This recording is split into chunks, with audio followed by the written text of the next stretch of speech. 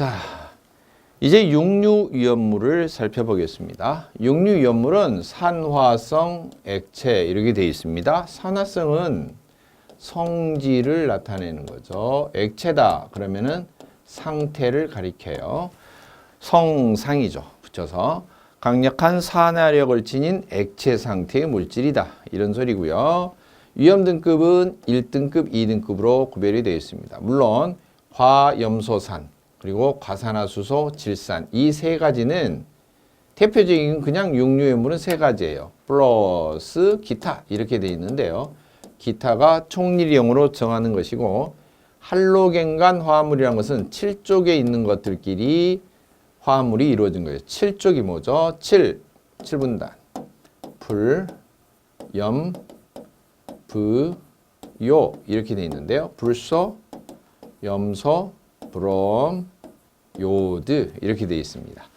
이 중에서 3브라브롬 그러니까 불소가 브롬 이렇게 요 세 개하고 이거하고 브롬하고 붙어 있는 거죠. 5브라브롬 그러면은 불소 5개하고 브롬하고 붙어 있는 거죠.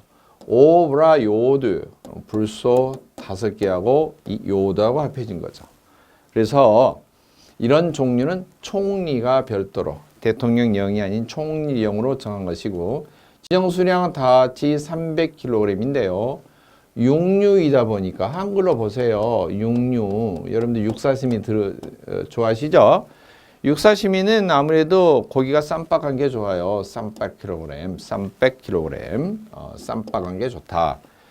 자, 그러면 위험물의 세부적인 기준이 있어요. 무조건 과염소산, 과산화수소, 질산만 다 되는 게 아니고 특별히 과산화수소하고 질산은 세부적으로 더 추가적으로 기준이 붙어 있어요. 과산화수소는 농도가 36% 중량으로 기준했을 때 36% 이상의 농도여야 된다. 그 다음에 질산은 비중이 1.49 이상으로 농축이 되고 진하고 무거운 것이어야 된다. 과산화수소는 분자식이 H2O2, 질산은 HNO3인데요. 이걸 술술 읽으려면은 NO3가 원자단에서 위험물 화학 기초에서 보면 질산기라고 했고 NO3 하나가 분자가 못 돼서 마이너스 1가의 성질을 띠는데 플러스 1자리를 만나야지 분자가 된다. 플러스 1은 1조기가 많이 있다. 그 중에서 H가 붙어 있으면 H하고 뭐뭐 산기하면 산이 되는데 질산기가 붙어 있는 산, 질산이 되는 거죠. 그 다음에 H2O는 원래 물이죠.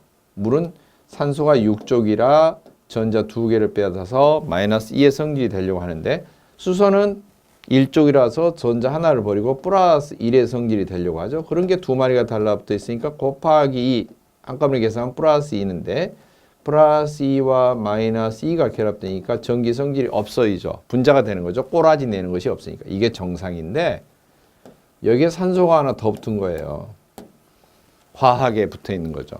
안 붙어 있을 때는 산화수소 또는 물 이렇게 부를 수가 있는데 산소가 더 붙었으니까 과산화수소가 되는 것입니다. 자, 그러면 육류위험물의 공통적인 성질이 뭘까? 공통입니다. 공통.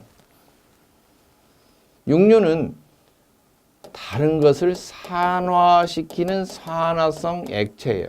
자기는 안 타요. 강력한 산화제 역할을 해요. 불날 때 염장질하는 거예요. 산화를 시키고 있지만 자기는 타지는 않아요. 두드러 패는 역할이죠. 불연성 물질입니다. 그리고 가연성 물질을 산화시키는 강력한 산화제이고 다른 물질의 연소를 돕는 조연성 물질입니다. 조연이란 것은 도울조자예요. 도울조자. 영화에서도 주 역할하는 주연을 도와주는 배우가 조연이죠. 두 번째, 산성을 띤 액체입니다. 그리고 물보다 무겁습니다. 물에 뜨지는 않아요.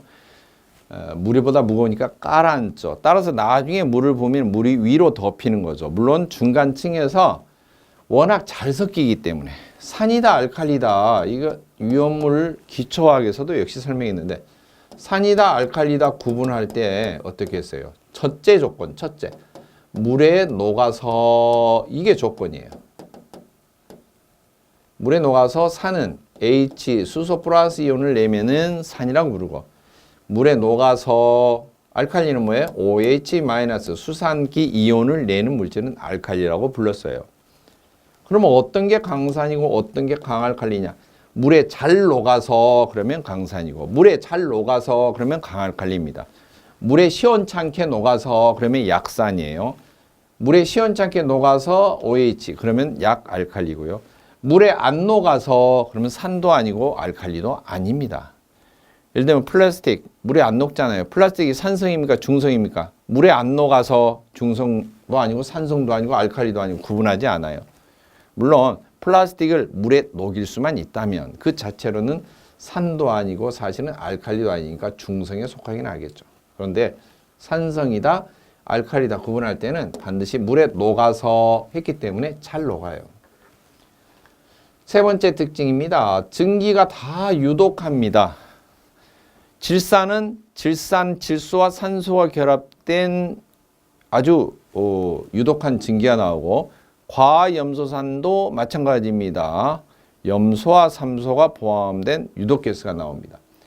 그런데 유독하게 다 유독가스가 나오는데 이게 과산화수소만큼은 H2O2는 분해가 되면은 H2O가 물이 되고요. 나머지 산소 알갱이가 하나 떨어져 나오는데, 산소 알갱이는 분자가 못 되니까 O2하고 사실 반절 쪼갠 것으로 이렇게 하면은 사실 분자가 쪼개지면 반등밖에 안 남죠. O 하나밖에. 이렇게 화살표 표시하면 되고요. 이게 볼상사 나오면은 HO2가 분해가 돼서 물이 되고 2분의 1 O2가 되었다. 이게 보기가 안 좋으면은 다 화살표를 는이라고 산수에서 가정을 한다면 양쪽을 다 2를 곱해요. 그러면 2H2O2가 분해가 되면 2H2O가 되고 플러스 2하고 2분의니까 약분돼서 1이지 O2가 이렇게 발생한다. 이렇게 할 수가 있죠. 즉 이건 산소가 나오는데 유독한 증기, 독성 증기가 나오는 게 아니고 그냥 산소만 이렇게 과하게 나오는 거죠. 과산화수소는. 그래서 증기가 유독하다라고 하는 조건은 과염소산 종류와 질산 종류 두 가지가 유독한 증기가 나온다. 이런 소리고요. 그 다음 이류 위험물과 혼합 시 발화할 수 있다. 이류 위험물이 뭐죠? 잘 타는 가연성 고체 종류였죠. 가연성 종류인데 대표적으로 뭐 들어볼까요? 황 종류, 유황이죠. 인 종류, 색깔이 붉은 정린이죠. 황아린 종류. 그 다음에 철분, 그 다음에 마그네슘, 그 다음에 금속분, 이런 것 등등인데 다 연소가 잘 되고 산화가 잘 되는 것이죠. 그런데 그런 게 육류 위험물의 강력한 산과 혼합이 되면은 이게 반응을 해요. 한마디로 녹는 거죠. 산화 반응이 이루어지면서 발화한다. 네 번째, 염기와 반응하거나, 왜 그렇죠? 산은 염기라고 하는 것은 알칼리예요.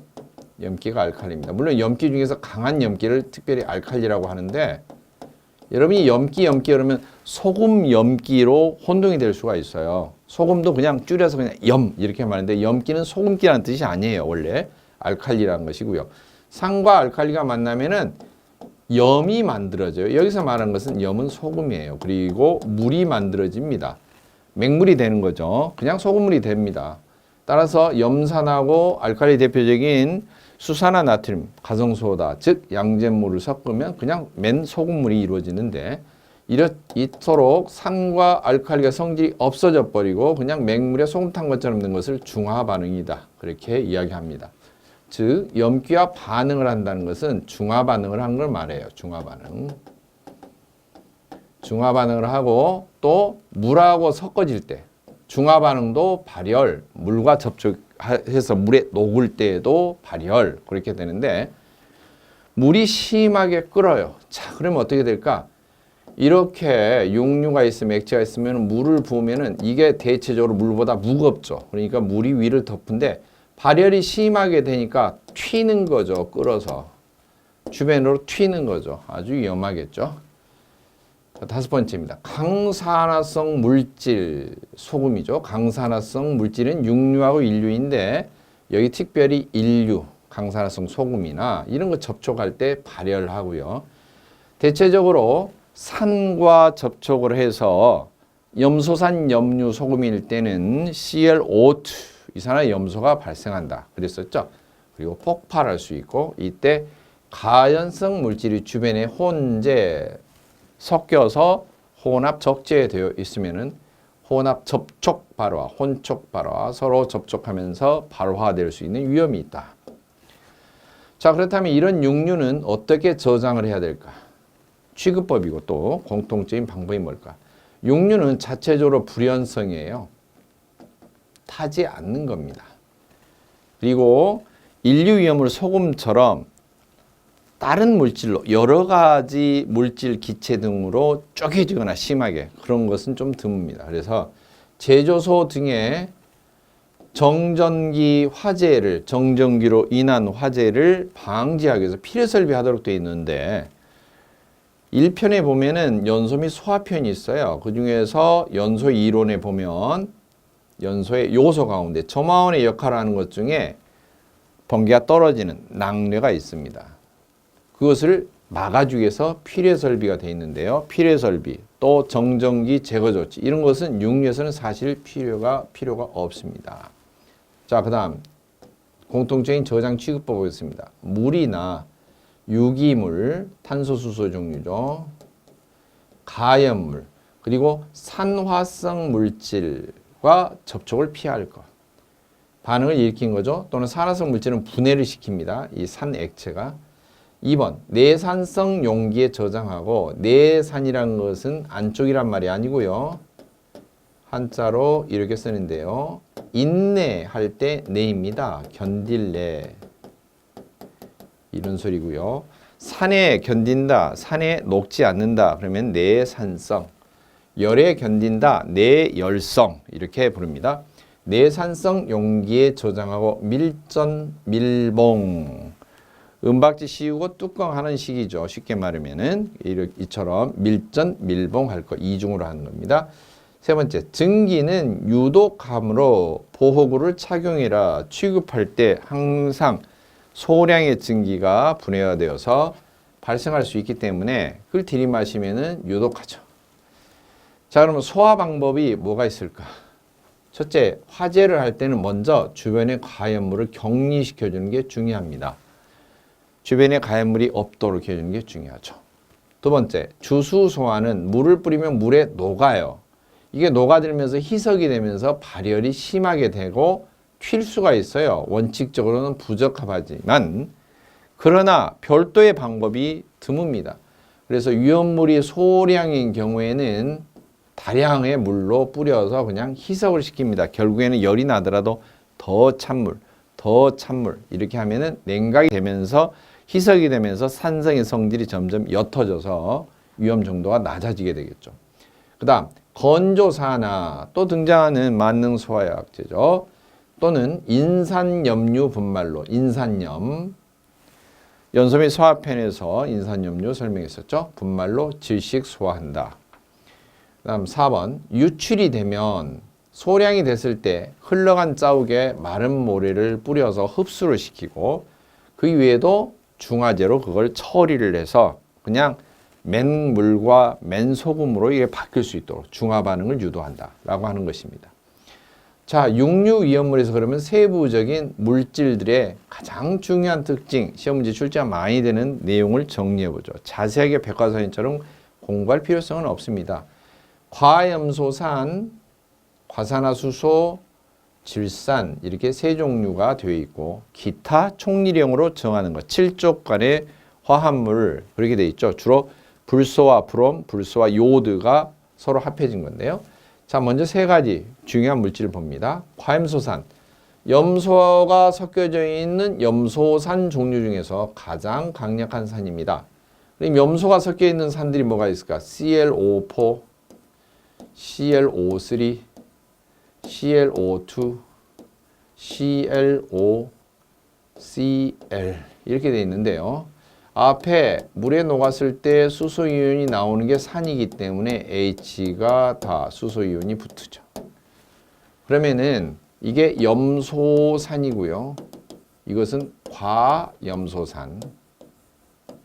염소산보다 산소가 더 과하게 붙어 있죠. 염소산보다 산소가 하나 적으면은 아새끼예요. 염소산. 어릴아입니다. 아동할 때 어릴아. 그 다음에 두 번째 어리다. 산소가 더 적죠. 염소산. HCl은 염소산이 아니고 염소산소가 붙어있는 산이 아니에요. 그냥 염산입니다. 기체로 되어 있으니 염화수소 그렇게 읽습니다. 이 염소산 중에서 이 밑에 부분에 과염소산이 가장 강력한 산에 해당한다. 그다음 공기 중에서 염화수소 기체가 발생한다. 이래서 일부러 이걸 쓴 거예요. 이 중에서 가장 간단한 형태인 HCl이 발생하는 거죠. 염화수소. 이것은 기관지를 손상합니다. 당연히 그렇죠. 폐에 흡입이 돼서 기관지의 습기와 만나면은 염화수소는 물에 또 잘 녹는 기체라서 기도에 있는 습기와 결합해서 염산이 만들어져요. 기관지에서. 그러니까 손상이 바로 입겠죠. 보호장구가 반드시 필요하고요. 또 열 분해하면은 이게 열을 분해하면 염소 성분, 산소 성분이 쪼개져 나옵니다. 염소와 산소가 발생합니다. 두 번째, 과산화수소입니다. H2O2로 씁니다. 과산화수소는 H2O가 원래 물인데 이 물에서 산소가 하나 더 붙은 거예요. 과하게 붙어 있는 거. 읽을 때는 거꾸로 읽어주죠. 산소가 과하게 붙어 있는 수소, 과산화수소인데요. 빛에 의해서 서서히 분해가 됩니다. 그리고 산소가 떨어져 나와요. 떨어져 나오면은 H2O 물만 남고요. O가 자꾸 떨어져 나와요. 2분의 1 O2로 써야지 맞습니다. 이렇게 해서 산소가 떨어져 나오는데 이 발생하는 산소 또는 산소 하나 떨어진 것을 이렇게 표기도 합니다. 가로 꺽쇠 가로를 쳐서 발생기 산소 그렇게 불러주는데요. 이 발생기 산소는 대표적으로 어떤 성질을 지니고 있냐? 1번 살균 작용, 2번 표백 작용. 그래서 과산화수소로 머리 탈색하시는 분도 있고 그러는데 진한 것은 매우 위험합니다. 그렇게 하시면 안 되고 전문 미용 가게에 가서 이렇게 하시는 게 좋고요. 그 다음 살균을 하죠. 그래서 이걸 살균 소독제로 사용합니다. 과산화수소를. 하지만 오랫동안 보관하면 과산화수소 있는 것 중에 발생기 산소가 자꾸 빠져나가고 그 과산화수소 용기에는 뭐만 남아요? 병 속에 물만 남아요. 맹물만. 사용하는 기간을 넘기면. 그리고 자꾸 산소가 빠져나오기 때문에 용기 속에 발생된 그 산소로 인해서 내압이, 압력이 높아져요. 그러니까 압력에서 뽕 하고 터지지 말라고 마개가 구멍이 뚫린 마개를, 숑숑 뚫린 마개를 사용해서 산소는 유독한 증기는 아니니까요. 공기 중으로 그냥 빠져나갈 수 있도록 조치를 취해주고요. 빛에 의해서 분해가 되기 때문에 빛이 잘 스며지지 않도록 어두운 색깔의 갈색병에 보관이 됩니다. 그러니까 일반적인 것이 아니라 약국에 가서 과산화수소, 물론 희석이 된 과산화수소입니다만 이 과산화수소 구입하게 되면 다 갈색병에 담겨져 있죠. 그 다음에 세 번째, 질산입니다. HNO3. 이것도 역시 빛에 의해서 분해가 되면서 이산화질소가 계속 나옵니다. 이산화질소. 산소 두 개가 결합된 산소 NO2가 이렇게 나오는데요. 이 색깔이 갈색입니다. 갈색을 띠고 있는 증기가 나오게 됩니다. 방출이 되고요. 빛에 의해서 분해가 되지 않도록 빛을 차단할 수 있는 어두운 색깔의 갈색병에 보관합니다. 그 다음 질산은 여러 가지 특징 가운데서 금속과 반응할 때 대부분의 금속은 산과 반응하면은 금속 산화물을 만들고요. 그리고 플러스 수소 기체가 나와요. 한마디로 녹는 거죠. 녹는 건데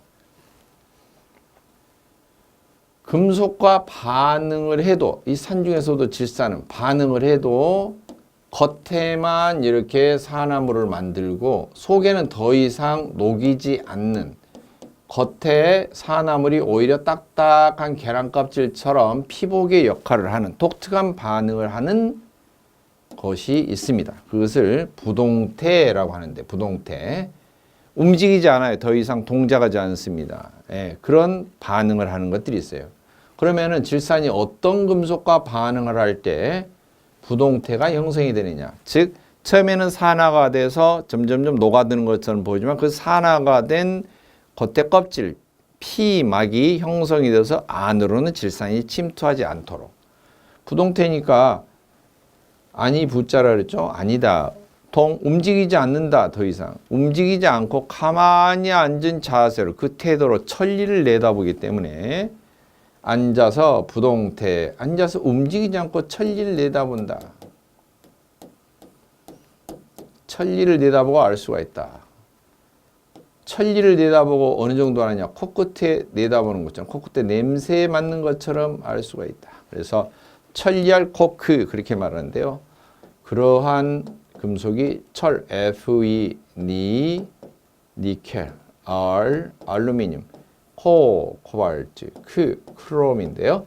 이 천리알 코크, 보통 기능사에서는 천리안 이렇게 이야기합니다. 암기할 때. 앉은 채로 천리를 내담다. 천리알 이렇게 하는데 이 천리알 금속이 질산과 반응하면은 초기에는 녹아요. 녹다가 덩어리진 표면이 녹으면은 이게 산화 피막이 되면서 달걀껍처럼 이렇게 피막을 이루어서 오히려 속에 금속을 보호하는 그러한 반응이 일어난다. 예, 이게 질산의 부동태 반응입니다.